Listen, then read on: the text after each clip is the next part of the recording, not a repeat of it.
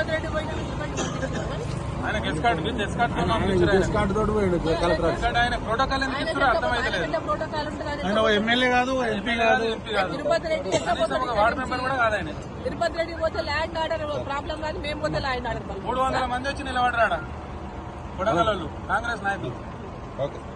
తిరుపతి రెడ్డి ఎట్లా పోతారు అంతమందితోనా? ఆయన 144 సెక్షన్ లేదా? ముఖ్యమంత్రి అందరికేమో 144 సెక్షన్ లేదు, మాకు మాత్రం 144 సెక్షన్ ఉందా? ఏమన్నారు సార్?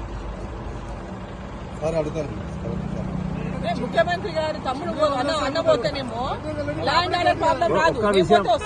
మీరు గంట కింద తిరుపతి రెడ్డి పంపించారు కదా, ఇట్లకెళ్ళే పోయిండు. మరి ఇట్లనే పోయాడు. మన్నెగూడెం కాడ మీరు ఆపిర్రు, మన్నెగూడెం కాడ ఆపిర్రు, మీరు పంపించారు.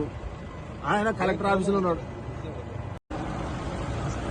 తిరుపతి రెడ్డి పోయిన ఆయన గెస్ట్ కార్డు తోటి పోయాడు కలెక్టర్. ఆయన ప్రోటోకాల్ ఎందుకు ఇస్తారో అర్థమైతలేదు. ప్రోటోకాల్ ఉంటుంది. ఆయన ఎమ్మెల్యే కాదు, ఎంపీ కాదు, తిరుపతి రెడ్డి ఎట్లా పోతారు? వార్డు మెంబర్ కూడా కాదు. ఆయన తిరుపతి రెడ్డి పోతే ల్యాండ్ ఆర్డర్ ప్రాబ్లం కాదు, మేము పోతే ల్యాండ్ ఆర్డర్ 300 మంది వచ్చి నిలబడరాడా కొడగలలు కాంగ్రెస్ నాయకులు.